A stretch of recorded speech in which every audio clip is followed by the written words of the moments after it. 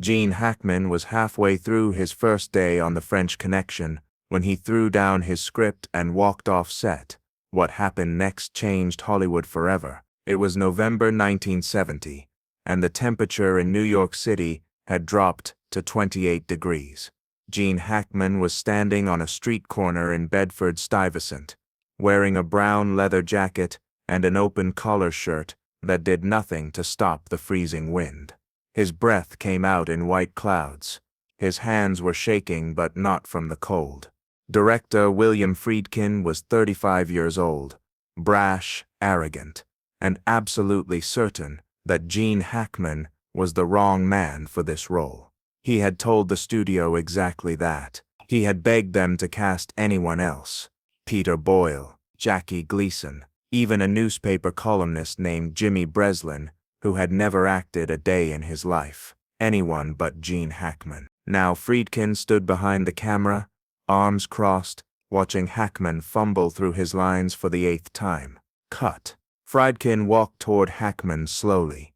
The crew went quiet, 40 people standing in the freezing cold, waiting to see what would happen next. Gene, Friedkin said, his voice carrying across the silent street. "What the hell are you doing?"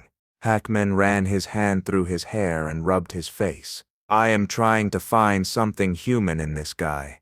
Friedkin laughed. It was not a kind laugh. "There is nothing human in him. Popeye Doyle is a racist, violent, borderline sociopathic cop who will do anything to make a bust. He does not have a soft side.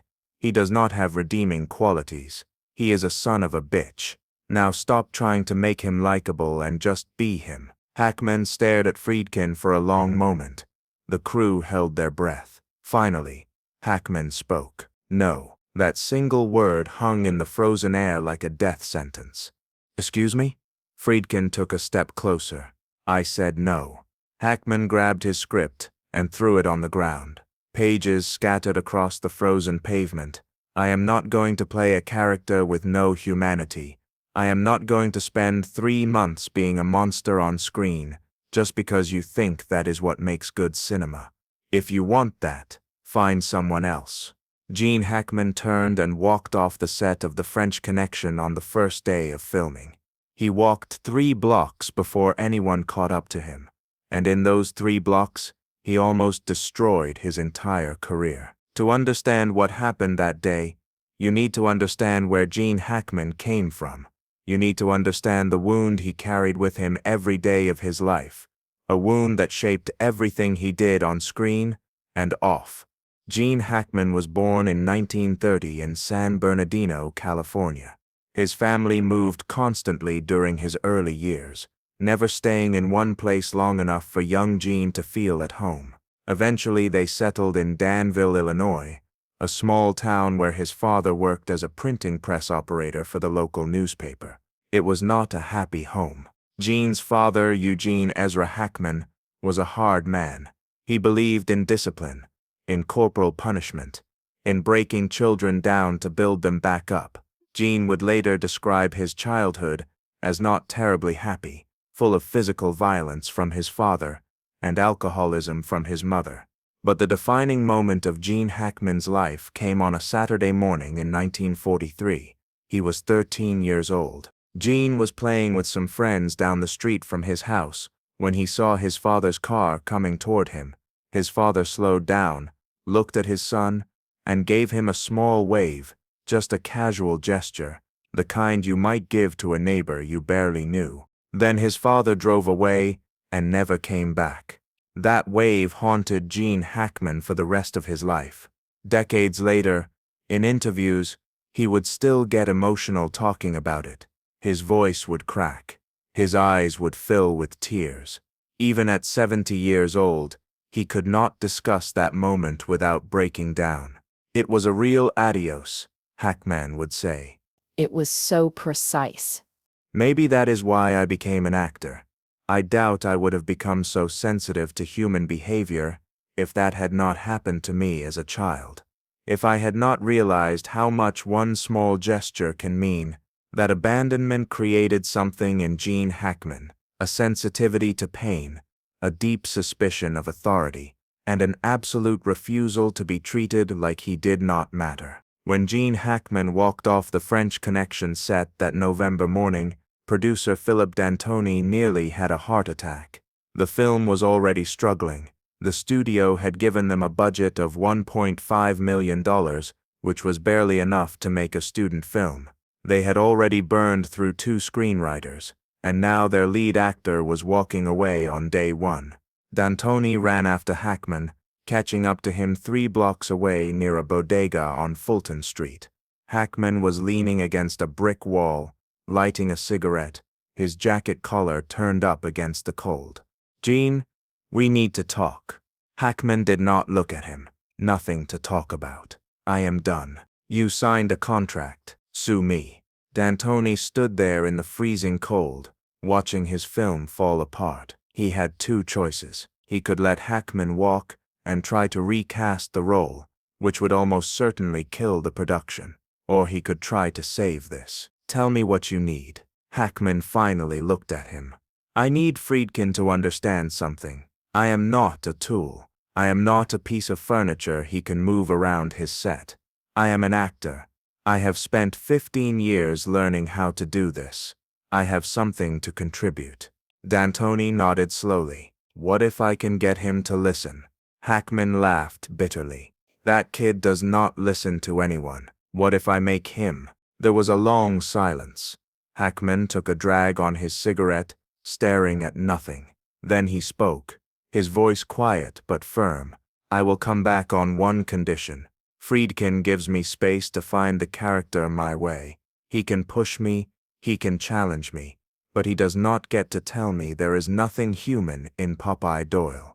Because there is something human in everyone, even monsters."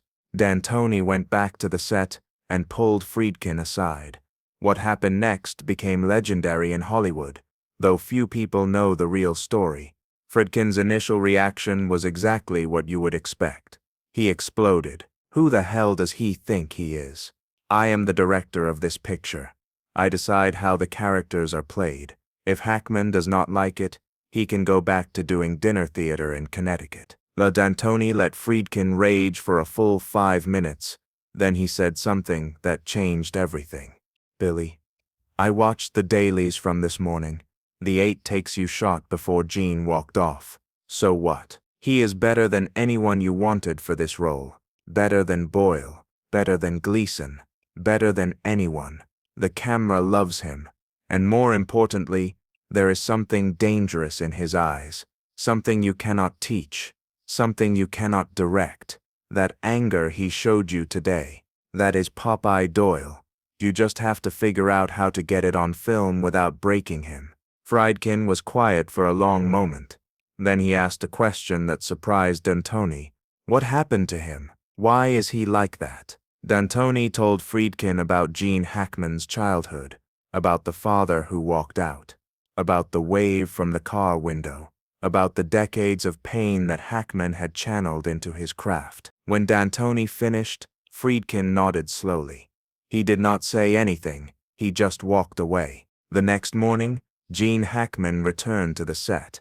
He was wary, ready to walk again at the first sign of disrespect, but something had changed. Friedkin approached him before filming began. He did not apologize. That was not his style, but he said something that Hackman never forgot. "Gene, I need you to hate me." Hackman frowned. "What?" "I need you to hate me for the next 3 months. I am going to push you every single day. I am going to make you uncomfortable. I am going to piss you off. And you are going to take all that anger and put it on screen. Can you do that?" Hackman studied Friedkin's face for a long moment. He saw something there he had not seen before. Respect, not friendship, not warmth, but genuine professional respect. "Yeah," Hackman said finally. "I can do that." What followed was one of the most combative, volatile, and ultimately brilliant collaborations in film history. Friedkin kept his promise. He made Gene Hackman's life miserable for the entire shoot. He deliberately antagonized him before scenes. He criticized his work in front of the crew. He pushed and prodded and provoked until Hackman was ready to explode. I decided to make myself his antagonist. Friedkin would later admit. I had to light a fire under him every day. There was one scene in particular that became infamous among the crew. Popeye Doyle and his partner Cloudy, played by Roy Scheider, are standing outside in the brutal New York cold, eating pizza and surveilling a French drug lord who is eating in a warm, comfortable restaurant. Friedkin made them do the scene over and over. 20 takes, 30 takes. The temperature was in the teens. Hackman's hands were so cold he could barely hold the pizza. And through it all, Friedkin kept pushing. "Gene, you look comfortable." Popeye is never comfortable. He is always hungry, always angry. Do it again. After take 35, something snapped. Hackman threw his pizza on the ground and got in Friedkin's face. "You want anger? Here is your anger. I am freezing to death out here, while you sit by a heater, watching me suffer. Is this what you call directing? Making your actors miserable?" Friedkin did not back down. He stepped closer, his face inches from Hackman's. "That, Gene. That right there. That is what I need.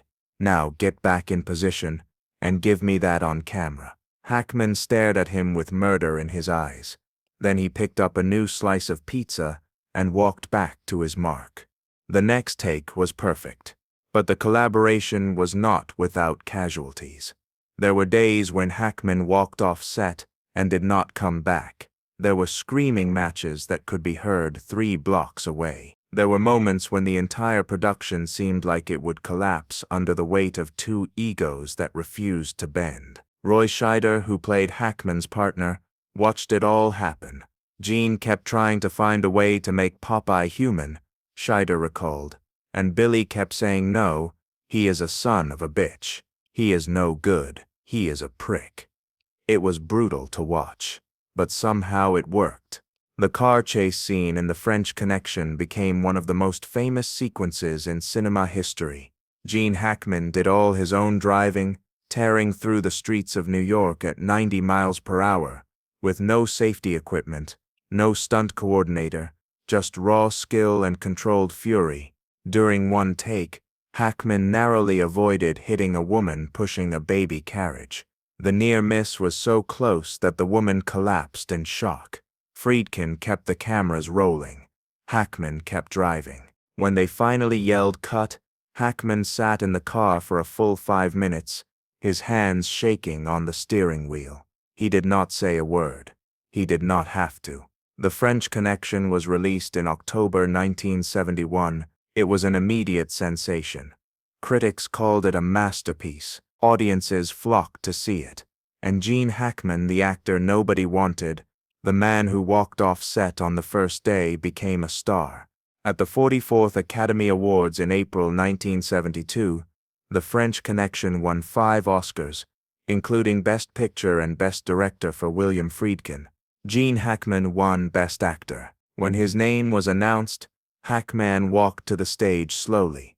He looked out at the audience, at all the people who had doubted him, who had not wanted him for this role, who had told him he was not good enough. He thought about his father driving away when he was 13 years old. He thought about that casual wave. He thought about all the years he had spent trying to prove that he mattered. Hackman gave a short speech. He thanked the Academy, thanked the producers, thanked his family. He did not thank William Friedkin by name. The omission was noticed. But years later, when asked about their collaboration, Hackman revealed something surprising. "Billy and I nearly killed each other making that film, but he understood something about me that I did not even understand myself. He knew that the pain I carried, the anger I had been stuffing down for decades, that was what Popeye Doyle needed. He did not try to fix me or make me comfortable. He just found a way to use what I already had." The legacy of what happened on the French Connection set extended far beyond that one film. It changed how directors and actors worked together. It proved that conflict, when channeled properly, could create art. But more importantly, it changed Gene Hackman. Before The French Connection, Hackman was a respected character actor who had been told by his acting teachers at the Pasadena Playhouse that he was the student least likely to succeed. He had been rejected for roles countless times. He had worked as a shoe salesman, a furniture mover, a doorman. He had spent years wondering if he would ever make it. After The French Connection, he was a leading man. He went on to win another Oscar for Unforgiven. He starred in over 80 films.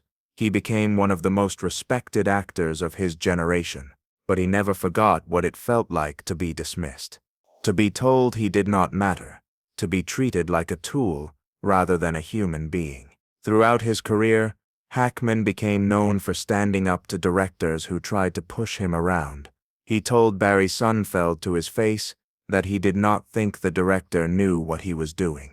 He told the director of his final film, Welcome to Mooseport, to shut up and get out of his way. He refused to be anyone's puppet.